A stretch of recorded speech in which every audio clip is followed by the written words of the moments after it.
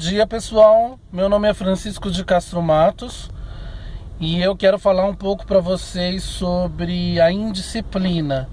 Eu vou me basear nos pressupostos do Júlio Groppa Aquino e ele fala um pouco sobre a indisciplina, tá? O que eu tenho para falar sobre a disciplina e que pode ajudar vocês é o seguinte: em primeiro lugar, o professor precisa saber qual é a origem da indisciplina. O Aquino fala muito sobre isso, tá? Por que o aluno é indisciplinado? Ele cita algumas causas que justificam essa indisciplina. Por exemplo, o núcleo familiar, a falta de atenção e apoio da família faz com que o aluno seja indisciplinado na escola. A própria moral do aluno, o aluno é indisciplinado por essência, também é uma das razões que ele aponta. Outra razão que ele aponta é o desinteresse do aluno pela aula, gera falta de conhecimento em relação ao conteúdo, metodologia do professor. Ele não aprende aquilo que o professor está ensinando e aí começa a manifestar a sua indisciplina. Isso acontece muito com alunos que não são totalmente alfabetizados. No ensino fundamental 1 e 2, por exemplo, o aluno ele só copia da lousa, não sabe o que está escrito ali, não sabe ler, não está alfabetizado plenamente, e aí acontece isso, a total indisciplina por parte dele. E o autor ele explica que a escola hoje é uma escola democrática, diferente da escola antiga, né?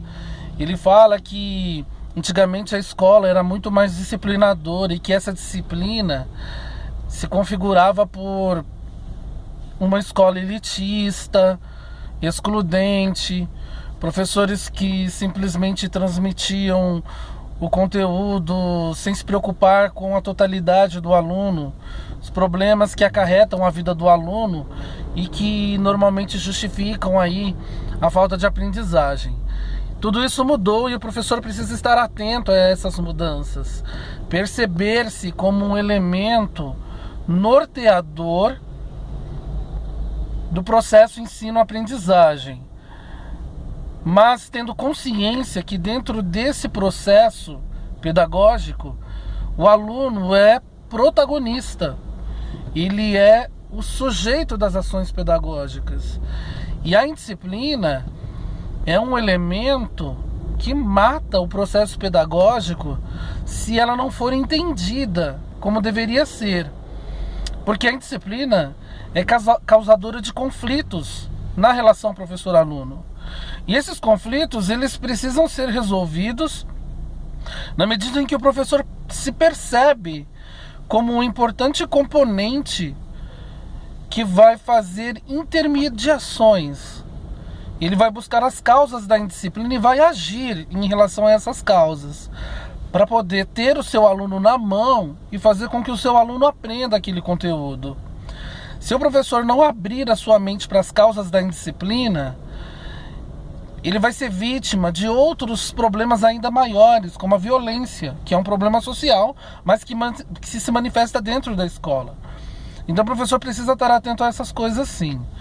O Aquino, Júlio Groppa Aquino, trata de outras questões muito importantes. Ele cita, por exemplo, o aspecto histórico, né?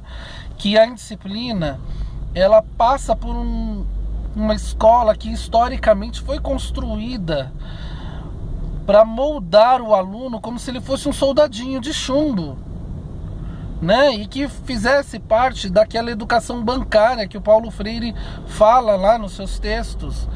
O aluno funcionando como um depósito, né, de informações, e o professor como depositante de todas essas informações que são os conteúdos.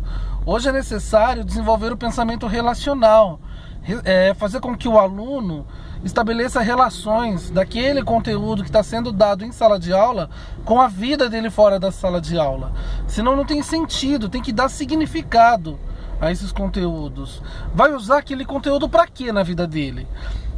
E aí é que está a função do professor, o papel do professor de fazer essa mediação, essa intermediação entre o conteúdo programático e transformar esse conteúdo programático em ferramenta de uso social, para que o aluno, a partir do conhecimento adquirido dentro da escola, possa se transformar realmente num cidadão consciente dos seus deveres, dos seus direitos, e também poder brigar por uma vaga no mercado de trabalho.